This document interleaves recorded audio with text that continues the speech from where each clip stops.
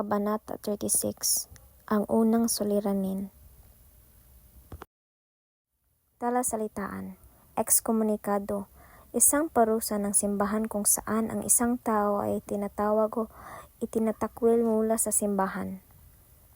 Kapitbahay, tumutukoy sa lugar na kalapit o malapit sa tirahan ng isang tao. Kumbento, isang tirahan o gusali kung saan naninirahan ang mga pari o madre.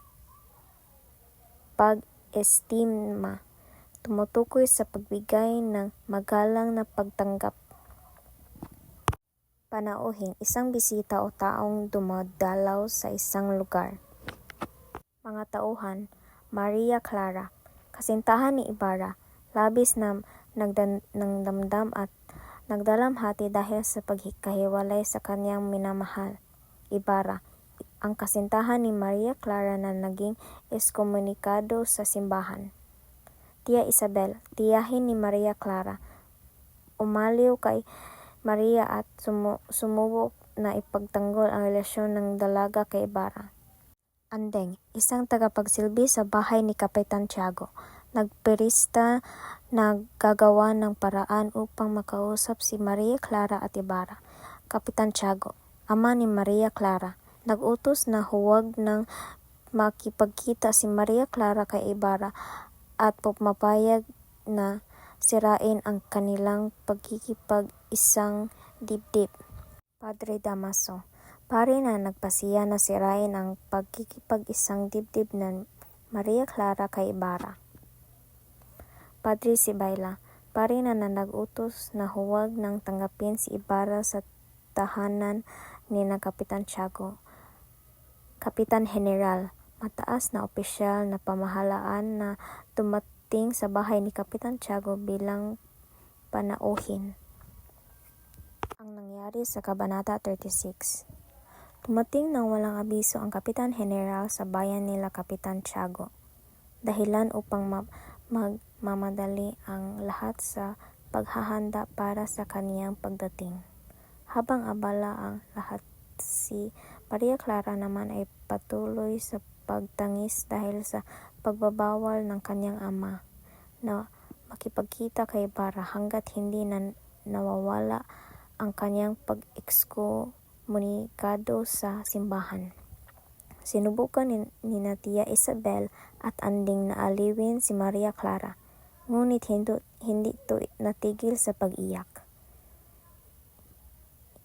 Iminungkahi ni Tia Isabel na sumulat sila sa Papa at magbigay ng malaking halaga upang mapagwalang bisa ang ekskomunikasyon kay Ibarra. Habang si Andeng naman ay nagpresenta na gagawa ng paraan upang makausap ang magkasintahan. Susunod, nagpunta si Kapitan Tiago sa kumbento at inihayag kay Maria Clara ang desisyon ni Padre Damaso na sirain ang pagkikipag-isang dibdib nito kay Ibarra. Dagdag pa rito, ipinag-utos ni Padre Sibayla na huwag nang tanggapin si Ibarra sa kanilang tahanan. At sinabing ang kapalit ng pagbayad ng utang na 50,000 piso ay kamatayan ng kaluluwa sa impyerno. Lalong nagdalamhati si Maria Clara sa mga narinig, at kahit sinubukan siyang aliwin ng kanyang ama, lalong itong nasaktan nang sabihin ng kapitan na may inilaan na si Padre Damaso na bagong kapitan para sa kanya. Isang kamag-anak nito na manggagaling pa mula sa Europa. Hindi pumayag si Tia Isabel sa balak na pagpapalit ng kapitan at sinabing hindi parang damit ang pagpalit ng magkasintahan. Maya-maya pa'y dumating na rin ang Kapitan General at napuno ang bahay ni Kapitan Tiago ng mga panauhin. Taimtim na nananalangin si Maria nang siya ay puntahan kay Tia Isabel dahil ipinatatawag daw ito ng Kapitan General. Pagdakay, sumunod naman ang dalaga. Ang unang pangyayari ay dumating nang walang abiso ang Kapitan General sa bayan ni Kapitan Tiago, dahilan upang magmamadali ang lahat sa paghahanda. Ikalawa, patuloy ang pagtangis ni Maria Clara dahil sa pagbabawal ng kanyang ama na makipagkita kay Ibarra, hanggat hindi nawawala ang pagka-ekskomunikado ng binata. Ang ikatlo ay ipinahayag ni Kapitan Tiago ang desisyon ni Padre Damaso na sirain ang pagkikipag-isang dibdib ni Maria Clara kay Ibarra. Ang ikaapat, lalong nagdalamhati si Maria Clara nang nalaman niya na may inaala na bagong kapitan para sa kanya si Padre Damaso. Ang ikalima, dumating ang Kapitan General sa bahay ni Kapitan Tiago at ipinatawag si Maria Clara upang humarap sa kanya.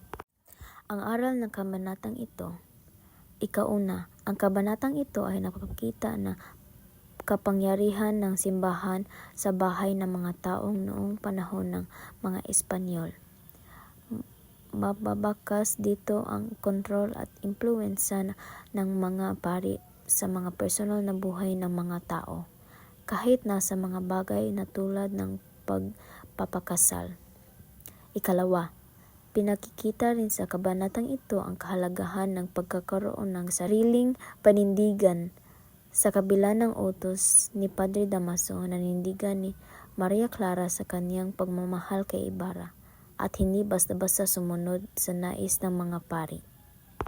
Ang ikatlo, ang dalamhati ni Maria Clara ay nagpakita ng kalungkutan at kahinaan ng isang babae na kontrolado ng mga tao sa kanyang paligid.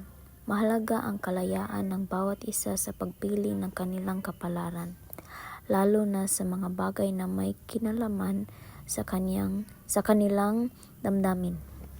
Ang ikaapat naman, ipinakita rin ng kabanatang ito ang pagpapahalaga sa pamilyang Pilipino na kahit nasa harap ng matinding pagsubok ay mananatiling magkakampi at magtulungan upang malagpasan ang mga problema.